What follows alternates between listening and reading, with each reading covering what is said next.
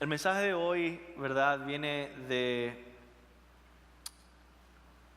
en particular, un versículo, pero vamos a ir pasando por varios capítulos hoy de Oseas. Versículo 11:3, el título del mensaje es: y no conoció que yo le cuidaba. No conoció que yo le cuidaba. Vimos la semana pasada el comienzo de este libro. ¿Quién fue este profeta? Vimos su familia, conocimos a su esposa, a sus hijos, y vimos todo el drama que había en su familia. Dios usó la vida de este profeta y le ordenó tomar ciertas decisiones específicas, de casarse con una mujer específica que se llamaba Gomer, y que sus 3 hijos tuvieran un nombre específico. ¿Por qué? Porque siendo profeta de Dios tenía un mensaje para el pueblo de Israel que le escuchaba, y un mensaje que iba más allá de las palabras y que quería representar Dios con carne y hueso, con vida real, con sufrimiento real de un esposo que tiene una esposa que se ha vuelto adúltera y luego prostituta y abandonó su casa y sus hijos, y una desgracia terrible que le ha sucedido a su familia, y Dios le dice: vuelve y ama a tu esposa, que es grandemente amada, pero con todo y eso adultera. ¿Por qué Dios le mandó a él a tomar esas decisiones? Porque Dios quería dar el mensaje a Israel y decir: Israel, mi pueblo, se ha prostituido con otros dioses y el pecado, y aún así yo he regresado y he levantado a mi esposa adúltera para rescatarla y traerla de vuelta, para limpiarla, para perdonarla. Y la gran pregunta, por supuesto, que teníamos la semana pasada es: ¿cómo responderemos a ese amor? Sabiendo ya que Dios nos ama, la pregunta no es: ¿acaso Dios nos ama? Nos lo ha demostrado totalmente en el libro de Oseas y sobre todo en la cruz. Claro que Dios nos ama. La pregunta es: ¿amamos nosotros a Dios? ¿Amamos nosotros a Dios? ¿De verdad? Y entonces vamos a poder ver hoy el resto de este libro, que comienza entonces con esa base de tener esta metáfora viva en su familia, del amor de Dios hacia su pueblo, la fidelidad de Dios hacia su pueblo. Empieza entonces a hablar mensajes proféticos hacia el pueblo. La profecía bíblica no tiene que ver tanto con predecir el futuro, aunque a veces sí. Pero lo principal de la profecía bíblica siempre es llamar al pueblo de Dios al arrepentimiento. Ese es el mensaje de casi todos los profetas de la Biblia. Arrepiéntanse, vuelvan al Señor. No tanto predecir el futuro, sino hablar una palabra de parte de Dios a la vida de este pueblo pecador. Y nos pusimos a meditar en que nosotros somos este pueblo pecador. Y yo quiero que empieces a considerar qué significa esto. ¿Qué significa que nosotros lidiamos con el pecado? Esta palabra que se escucha tanto quizá en la Biblia o en esta iglesia, pero no en nuestro diario vivir, no en nuestro trabajo, no en nuestra escuela. Pecado. Y yo quiero ayudarte a entender la gravedad de este pecado que está dentro de nosotros y está alrededor de nosotros. Y uno entiende la gravedad del pecado cuando te hace que te duela a ti mismo. por causa del pecado, la Biblia dice, es que experimentamos toda clase de sufrimientos, de miseria, de muerte. La creación de Dios no tenía pecado.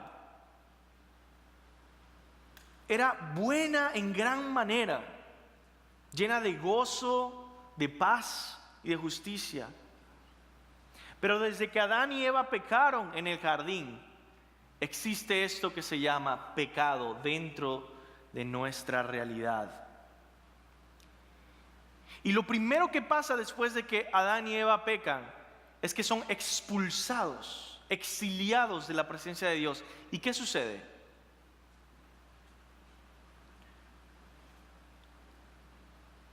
Adán y Eva tienen 2 hijos. ¿Y qué pasa con esos 2 hijos? Uno asesina al otro. Podemos ver en una familia el dolor terrible que causa el pecado. Que ahora existe esto, esta maldad alrededor de nosotros, este sufrimiento alrededor de nosotros, que nos grita todo el tiempo, estamos en un mundo que está corrompido, destruido de su diseño original. Yo no fui creado para vivir en este mundo. Tú no fuiste creado para vivir en este mundo caído. Fuimos creados para vivir en un mundo redimido, sin pecado. Y por eso sufrimos y nos dolemos. Ahora, viene la realidad de que Dios irrumpe en nuestras vidas, nos habla y nos dice que somos pecadores. Y quizá muchas veces nos arrepentimos y creemos en el Señor Jesucristo y decimos, yo quiero entregarte mi vida, ya no quiero vivir en pecado. Ese fue el pueblo de Israel, mis hermanos, rescatado de Egipto, liberado. Dios hizo un pacto con ellos, hijos amados de Dios. Pero ¿qué sucedió? Sucedió lo que sucede en muchos quizá de nuestras vidas, que volvemos a nuestros caminos antiguos y empezamos a vivir apartados de Dios. Eso es lo que se llama pecado. Nosotros necesitamos poder para luchar contra el pecado. Y hoy el profeta Oseas nos habla de cómo Dios poderosamente nos equipa y nos lleva a luchar contra el pecado. Dios le habla a Israel para salir de esta vida de pecado, salir de esta vida de prostitución, de adulterio y comenzar a ser una esposa que ama a su esposo Dios en fidelidad. Vamos a comenzar entonces estudiando el primer capítulo 4, versículo 1. Comienza Oseas diciendo: oíd palabra de Jehová, hijos de Israel, porque Jehová contiende con los moradores de la tierra, porque no hay verdad, ni misericordia, ni conocimiento de Dios en la tierra. Perjurar, mentir, matar, hurtar y adulterar prevalecen, y homicidio tras homicidio se suceden. La imagen ahora que pinta el profeta es de Dios en una corte, dando una demanda hacia su pueblo Israel, diciendo: han quebrantado mi pacto. Y tengo 3 cosas en contra de mi pueblo: no hay verdad, ni misericordia, ni conocimiento de Dios en la tierra. En Oseas es impresionante la importancia del conocimiento de Dios. Yo creo que si yo podría resumir Oseas en 2 temas, sería amar a Dios y conocer a Dios. Conocer a Dios. Y dice que mi pueblo perece por falta de conocimiento. ¿Conocimiento de qué? De Dios. Amor a Dios conocimiento de Dios. Y luego el profeta Oseas pasa en el capítulo 5 del versículo 12 a decir una palabra de parte de Dios a su pueblo que está en pecado. Y mis hermanos, son palabras duras. Muchas veces, por supuesto, no es popular en nuestros días hablar de un Dios que habla con dureza, directamente, contra nuestro pecado. Pero escucha las palabras de Dios en versículo, o sea, 5:12. Dice: yo pues seré como polilla a Efraín y como carcoma a la casa de Judá. Y verá Efraín su enfermedad y Judá su llaga. Irá entonces Efraín a Asiria y enviará al rey Jareb, mas él no os podrá sanar, ni os curará la llaga, porque yo seré como león a Efraín, y como cachorro de león a la casa de Judá. Y yo arrebataré, y me iré, y tomaré, y no habrá quien liberte. Andaré, y volveré a mi lugar, hasta que reconozcan su pecado, y busquen mi rostro. En su angustia me buscarán. Quizás un poco difícil de entender en el vocabulario de Oseas, porque está hablando mucho del contexto de otras naciones y otros dioses, y específicamente de Israel y de Judá y Efraín. Pero yo se los traduzco. Dios está diciendo: por causa del pecado que hay en mi pueblo, yo seré su enemigo. Yo seré como polilla que carcome, como enfermedad, como llaga. Está hablando de una enfermedad incurable y dice: y ustedes irán a las otras naciones y a los otros dioses y decir: cúrame. Y adulterarán con otros amantes y dirá: ayúdame. Estoy enfermo, tengo llagas, me carcome. Y nadie podrá sanarlos. Y después de estar enfermo y moribundo, porque yo soy su enemigo, vendré como león y los devoraré y los dejaré moribundo y me apartaré. Su presencia se apartará. Andaré y volveré a mi lugar hasta que reconozcan su pecado y busquen mi rostro. En su angustia me buscarán. Para terminar con este primer punto, la confrontación contra el pecado es poderosa y nosotros no debemos subestimarla o ignorarla o rechazar la confrontación al pecado. Estamos demasiado acostumbrados en nuestra época a decir: oh, está hablando del juicio de Dios, no lo escuchemos, vámonos a otro lugar. Pero esa es la palabra de Dios. ¿Escucharíamos a Oseas o a otros falsos profetas alrededor en ese tiempo? Al verdadero profeta de Dios que habla la palabra de Dios y el mensaje de Dios con sinceridad, o buscaremos otros mensajes que nos llenen de falsa paz, que nos digan paz, paz, cuando no hay paz.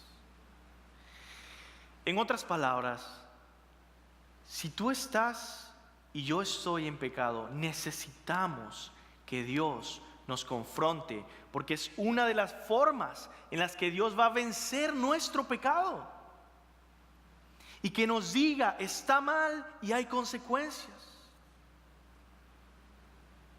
Y que podamos sentir de verdad lo que es tener temor de Dios en una época donde Dios para nada es temible.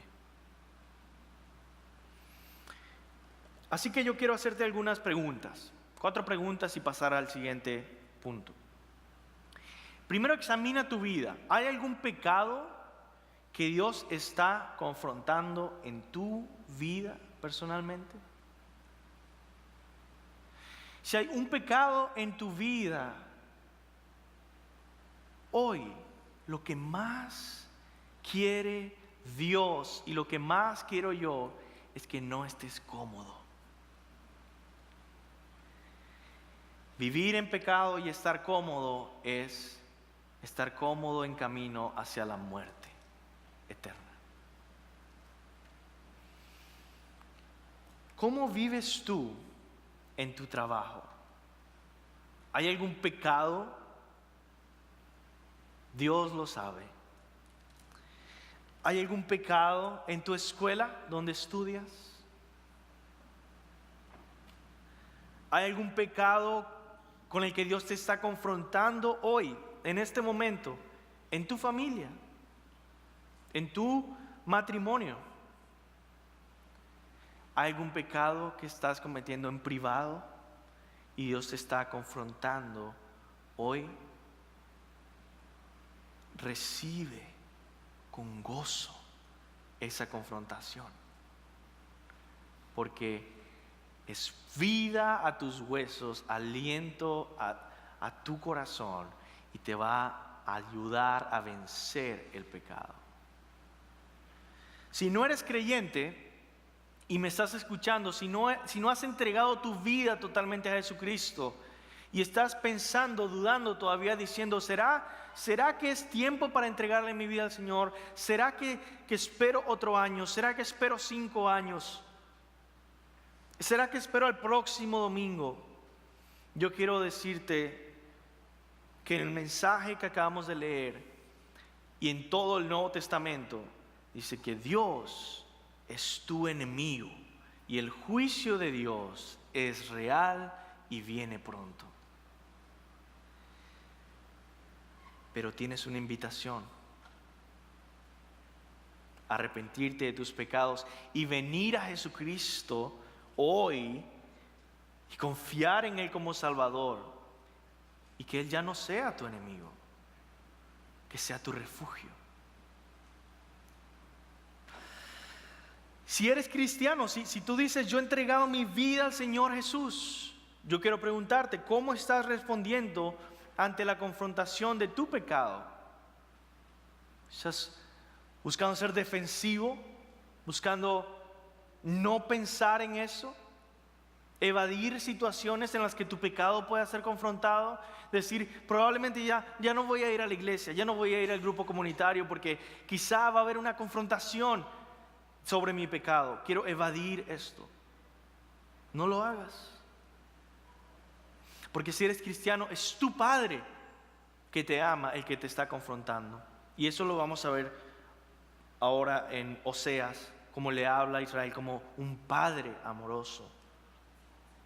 Recuerden, el título de este mensaje es: y no conoció que yo le cuidaba. No conoció que yo le cuidaba. No entendió que cuando le confrontaba del pecado, estaba cuidando como un Padre amoroso. Y si eres miembro de esta iglesia, ¿cómo estás siendo usado por Dios? Como instrumento, como Oseas, para ayudar a confrontar en amor el pecado de otros miembros y ayudarles a vivir en obediencia al Señor, para ser un instrumento de Dios y que ellos puedan entender: yo le cuidaba, aunque ellos no entendían que yo le cuidaba.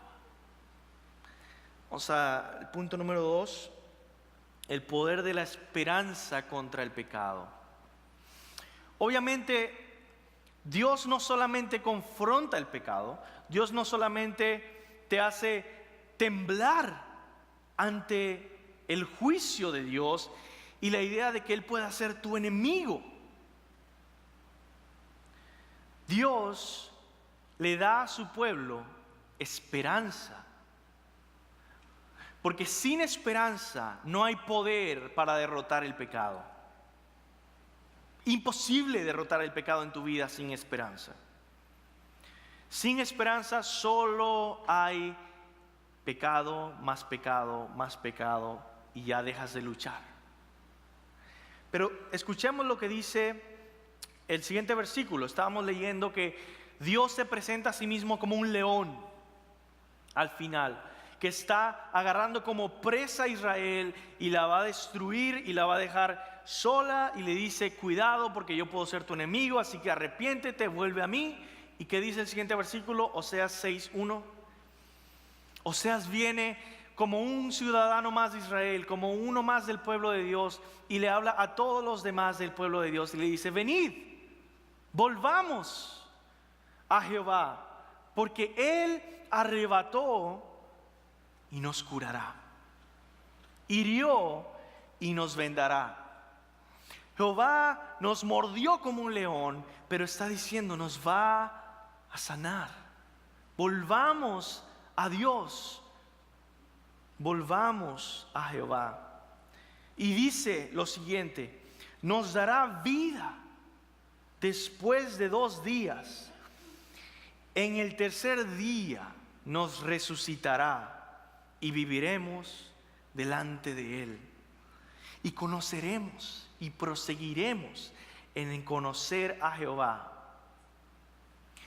Vamos a parar ahí un momentico antes de leer y decir: qué interesante esto de la resurrección al tercer día.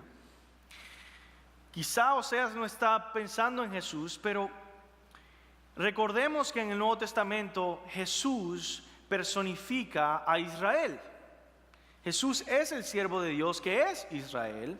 Jesús nace y luego crece en sabiduría como hijo de Dios, y luego es bautizado en las aguas como Israel pasó por el Mar Rojo, y luego sale del bautismo y va a ser tentado en el desierto por 40 días como Israel fue tentado en el desierto por 40 años, pero Él vence en la tentación mientras que Israel no lo hizo, y Él logra ser el siervo de Dios que da a conocer el evangelio de la salvación a todas las naciones, lo cual Israel no logró.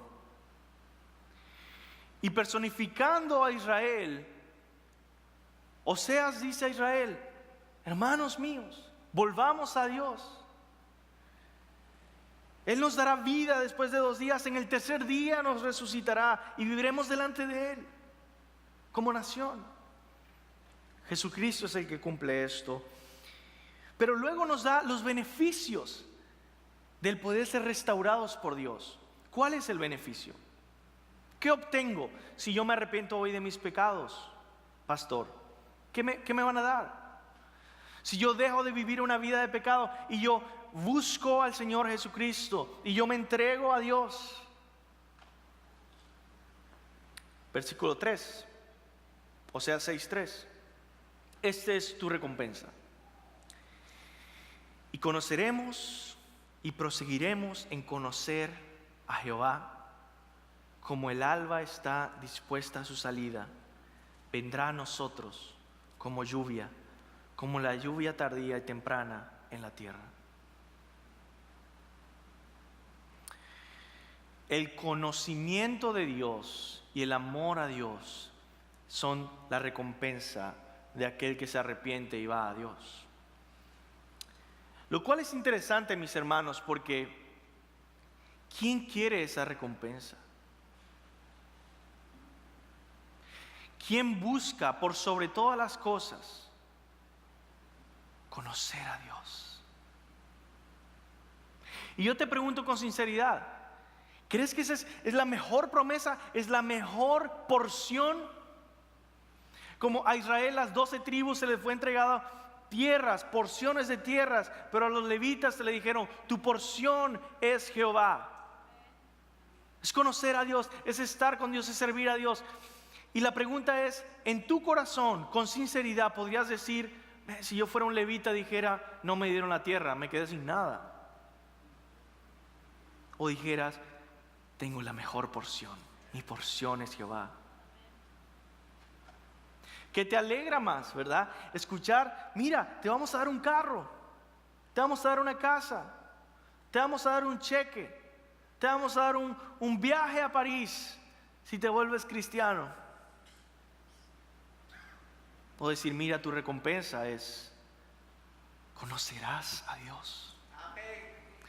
Y Él saldrá como cuando amanece y sale el sol en tu vida, y vendrá como lluvia que dará vida a toda la tierra y la plenitud de vida de vivir conociendo a Dios.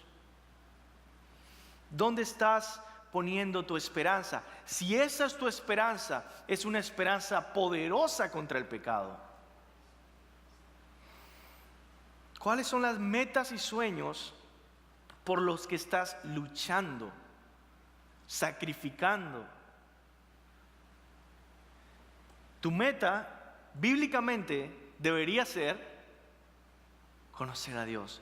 Y esto no lo saco yo solamente de Oseas. Filipenses 3, del 7 al 8, Pablo nos dice, pero cuantas cosas eran para mi ganancia, las he estimado como pérdida por amor de Cristo. Y ciertamente aún estimo todas las cosas como pérdida por la excelencia del conocimiento de Cristo Jesús, mi Señor, por amor del cual lo he perdido todo y lo tengo por basura para ganar a Cristo.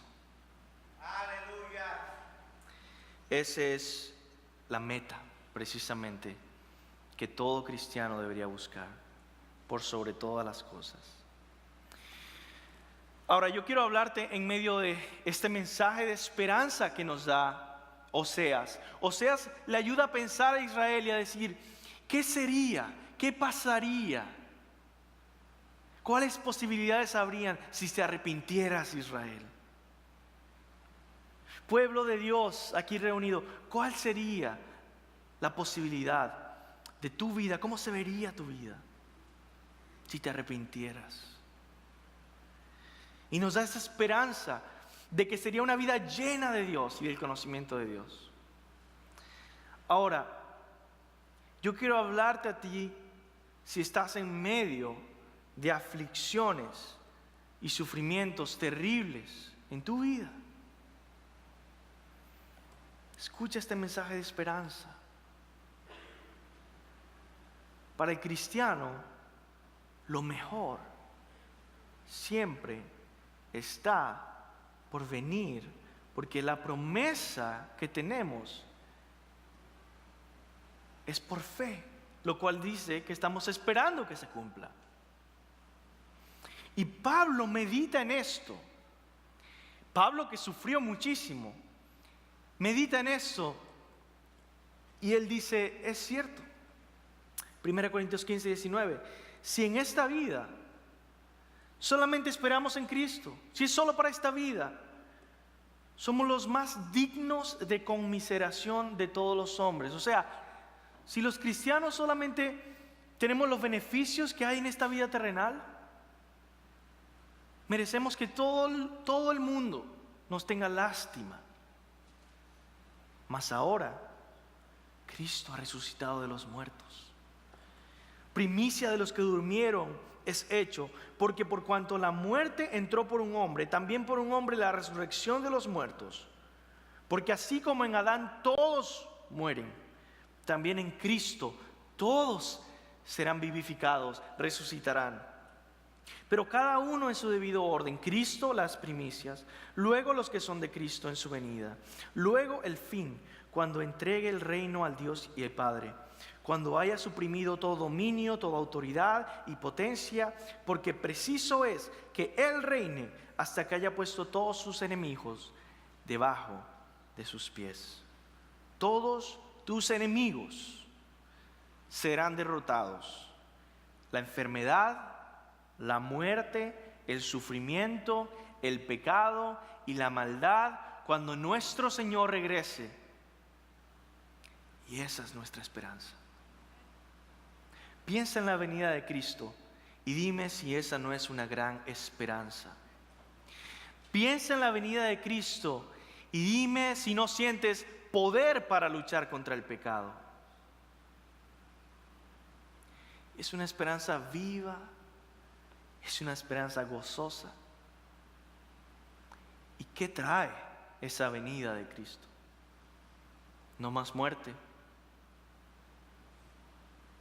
no más lágrimas de dolor, no más pérdidas, no más sufrimiento, no más pecado contra mi Señor. Y si estás desanimado y piensas que tienes un pecado o una adicción que no puedes librarte, probablemente es porque ya perdiste el enfoque en esa esperanza. Porque la Biblia dice, mis hermanos, y vamos a dejar aquí para pasar al último punto, la Biblia dice que la esperanza cristiana nos purifica. 1 Juan 3, el 1 al 3. Mirad cuál amor nos ha dado el Padre, para que seamos llamados hijos de Dios. Por esto el mundo no nos conoce, porque no le conoció a Él. Amados, ahora somos hijos de Dios y aún no se ha manifestado lo que hemos de ser, pero sabemos que cuando Él se manifieste, seremos semejantes a Él, porque le veremos tal como Él es. Y todo el que tiene esta esperanza en Él se purifica a sí mismo, así como Él es puro.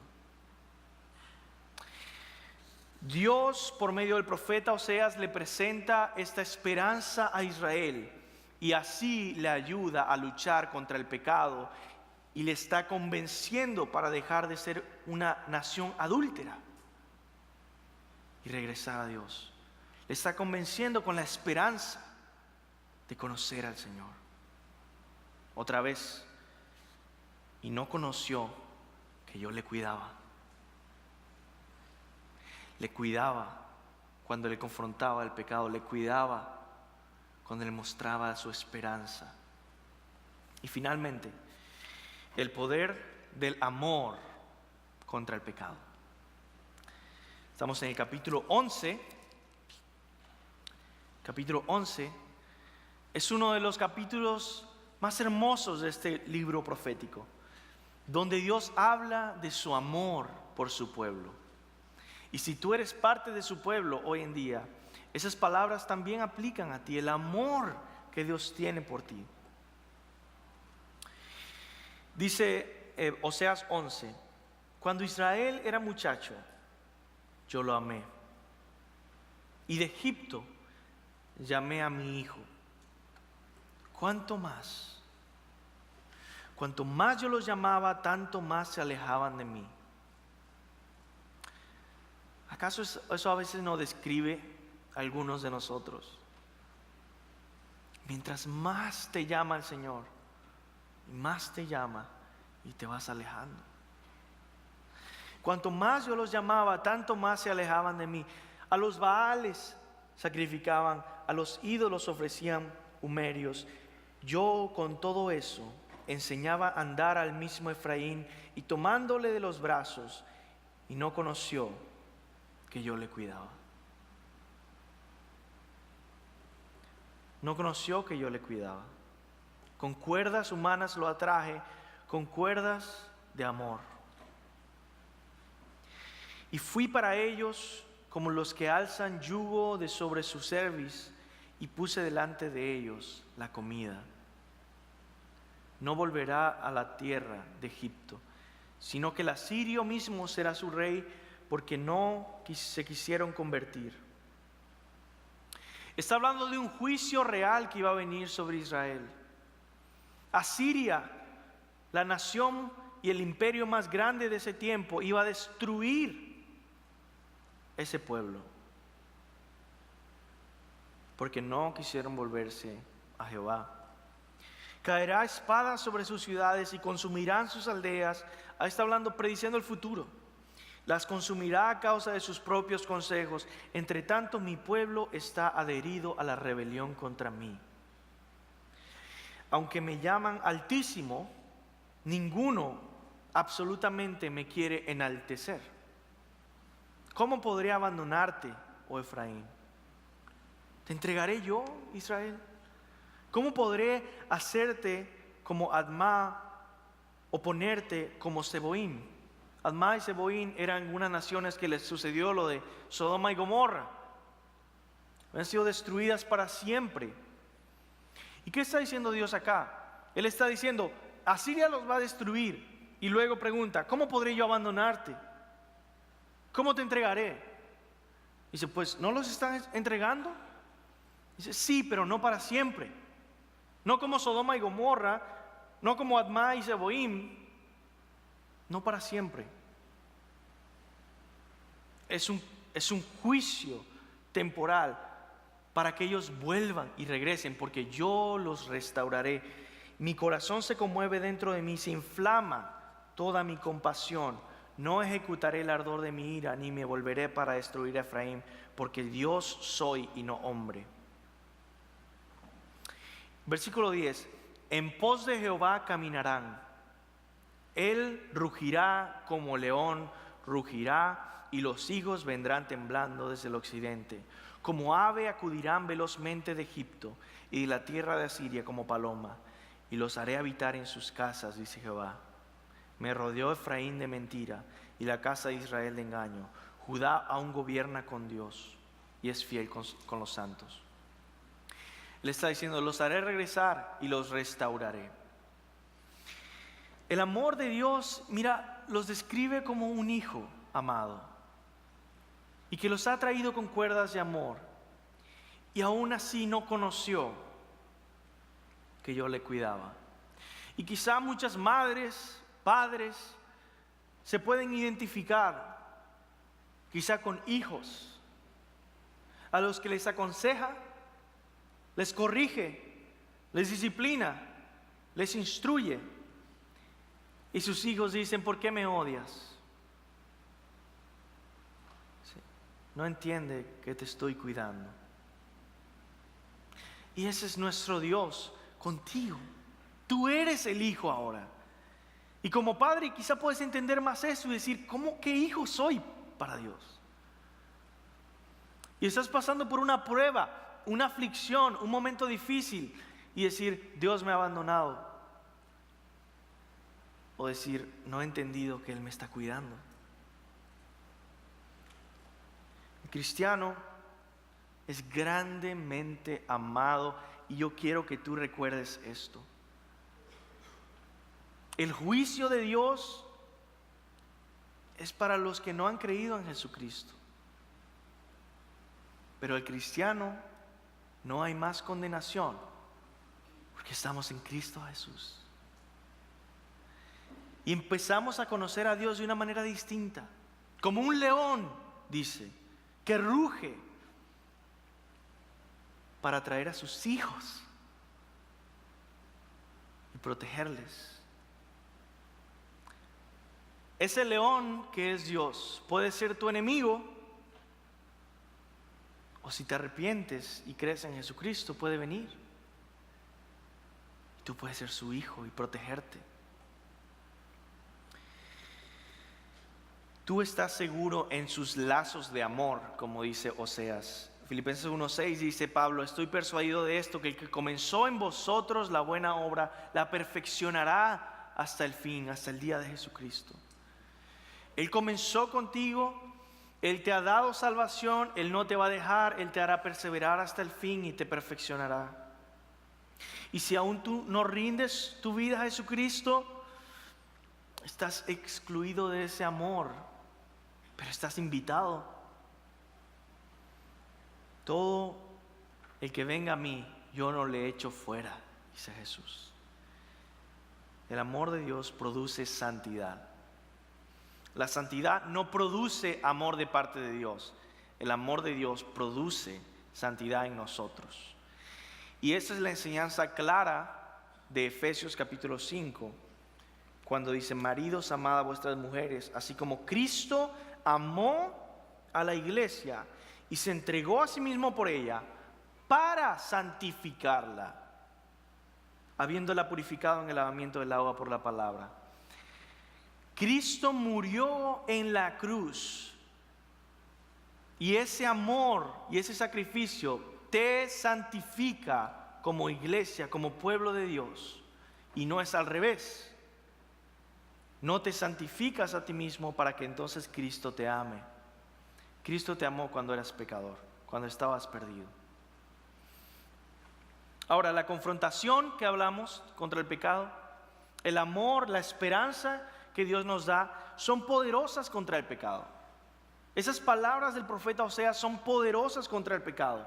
Pero Israel no terminó siendo un pueblo sin pecado. ¿Por qué? Porque un mensaje de confrontación, un mensaje de esperanza, un mensaje de amor son poderosos contra el pecado, pero no son suficientes. No son suficientes. Necesitamos a Cristo, que es nuestro verdadero Salvador. En Mateo 1:21, por fin, ese esperado Salvador del que habla Oseas, el Hijo de David, nace. Y en Mateo 1:21 dice, y dará a luz un hijo, y llamará su nombre Jesús, porque Él salvará a su pueblo de sus pecados. Y hasta ese día Israel seguía pecando y adulterando, pero necesitaban a Cristo, su Salvador.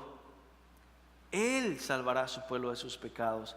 Y yo quiero que tú, por cada, como decía un puritano, por cada mirada que tienes hacia ti mismo y hacia tu pecado, tengas 10 miradas hacia Cristo, que es tu Salvador y que es la solución, la única solución al pecado. La conclusión es sencilla aquí en Oseas. Ya hoy es el último día que hablamos de Oseas, y quizá te puedes llevar esta frase de conclusión. Tú eres Gomer, yo soy Gomer, nosotros somos la esposa adúltera como la nación de Israel. Pero la conclusión es esta: Gomer, aún hay oportunidad de regresar a tu marido. Aún hay oportunidad de regresar a tu Dios. El último capítulo es hermoso en Oseas. Y hay un versículo en particular que creo yo resume todo este capítulo 14. Y dice, versículo 4, Oseas 14:4. Yo sanaré su rebelión, los amaré de pura gracia, porque mi ira se apartó de ellos. Ese es el mensaje de Dios para su esposa adúltera que regresa en arrepentimiento. Yo sanaré su rebelión, los amaré por pura gracia, porque mi ira se apartó de ellos. Oseas nos prepara para conocer la gracia y la salvación que hay en Cristo. ¿La conoces? ¿La disfrutas?